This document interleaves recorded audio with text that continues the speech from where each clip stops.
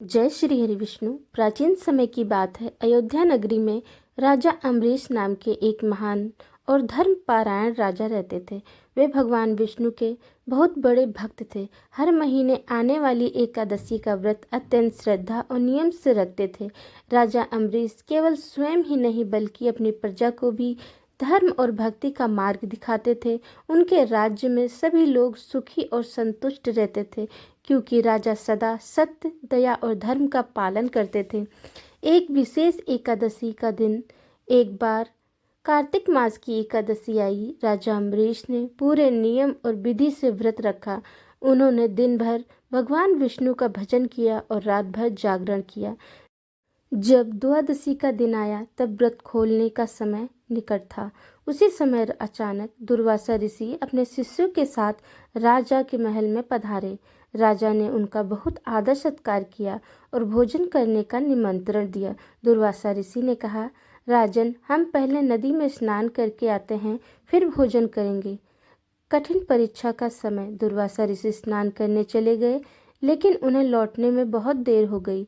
इधर द्वादशी का पारण करने का शुभ समय समाप्त होने वाला था। राजा अम्बरीश बहुत चिंतित हो गए। यदि वे समय पर व्रत नहीं खोलते तो व्रत का नियम टूट जाता, लेकिन यदि वे ऋषि के आने से पहले भोजन कर लेते तो यह अतिथि का अपमान होता। तब राजगुरु ने उन्हें सलाह दी कि राजन, आप केवल एक घूंट जल पी लें, इससे व्रत का नियम भी पूरा हो जाएगा और भोजन भी नहीं माना जाएगा। राजा ने वही किया। उन्होंने केवल एक घूंट जल ग्रहण किया। जब दुर्वासा ऋषि लौटे तो उन्हें यह बात पता चली। वे बहुत क्रोधित हो गए और बोले, राजन, तुमने हमारे आने से पहले व्रत तोड़कर हमारा अपमान किया है। क्रोध में आकर उन्होंने अपनी जटा से एक भयानक राक्षस उत्पन्न किया जो राजा अम्बरीश को मारने के लिए दौड़ा। राजा अम्बरीश शांत खड़े रहे और भगवान विष्णु का स्मरण करते रहे। तभी भगवान विष्णु का सुदर्शन चक्र प्रकट हुआ और उस राक्षस को तुरंत नष्ट कर दिया। इसके बाद सुदर्शन चक्र दुर्वासा ऋषि के पीछे दौड़ पड़ा। डरे हुए दुर्वासा ऋषि ब्रह्मा जी और शिव जी के पास गए, लेकिन किसी ने भी उन्हें बचाने में सहायता नहीं की। अंत में वे भगवान विष्णु के पास पहुँचे। भगवान विष्णु ने कहा, हे ऋषि, मैं अपने भक्तों के अधीन हूँ। केवल राजा अम्बरीश ही आपको क्षमा कर सकते हैं। दुर्वासा ऋषि तुरंत राजा अम्बरीश के पास लौटे और उनसे क्षमा मांगी। राजा अम्बरीश ने विनम्रता से उन्हें क्षमा कर दिया और उनका सम्मानपूर्वक स्वागत किया। तब जाकर सुदर्शन चक्र शांत हुआ। इस प्रकार भक्ति, धैर्य और क्षमा की विजय हुई। एकादशी व्रत का पालन श्रद्धा और नियम से करना चाहिए। सच्चे भक्त की रक्षा स्वयं भगवान करते हैं। क्रोध से हमेशा नुकसान होता है। क्षमा और धैर्य सबसे बड़ी शक्ति है। जो व्यक्ति श्रद्धा और भक्ति से एकादशी का व्रत रखता है और भगवान विष्णु की कथा सुनता है, उसके जीवन में सुख, शांति और समृद्धि का वास होता है। कहा जाता है कि जहाँ तुलसी का वास होता है वहाँ भगवान विष्णु स्वयं निवास करते हैं। विशेष रूप से एकादशी के दिन तुलसी माता की पूजा और उनकी कथा सुनना बहुत ही शुभ माना जाता है। पापों का नाश होता है, घर में सुख, शांति और समृद्धि आती है। भगवान विष्णु और लक्ष्मी जी की कृपा प्राप्त होती है। परिवार में सकारात्मक ऊर्जा और आशीर्वाद बना रहता है। माँ तुलसी की पवित्र कथा प्राचीन समय की बात है। एक धर्मपरायण स्त्री जिसका नाम वृंदा था, वह भगवान विष्णु की बहुत बड़ी भक्त थी।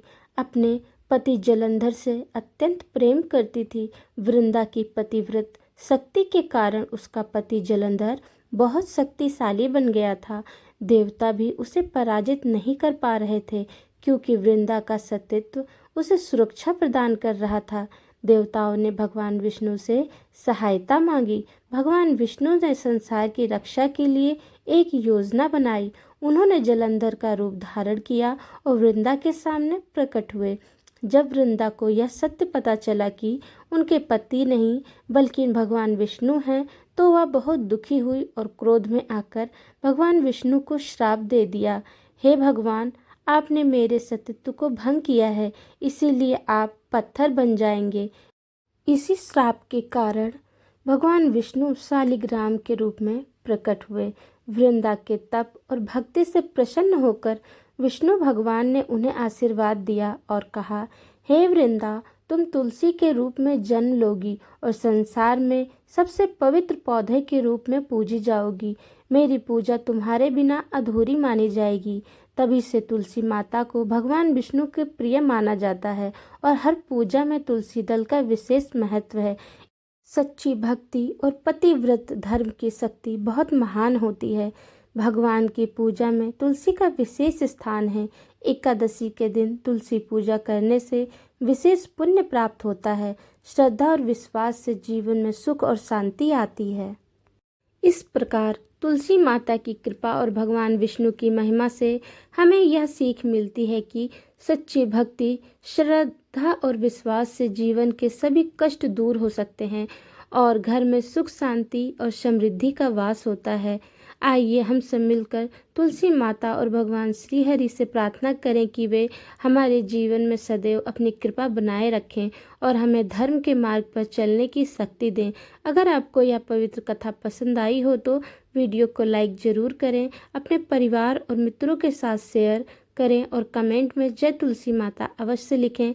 ऐसे ही और भी सुंदर और ज्ञानवर्धक धार्मिक कथाएं सुनने के लिए हमारे चैनल को सब्सक्राइब करना न भूलें। जय तुलसी माता, जय श्री हरि विष्णु।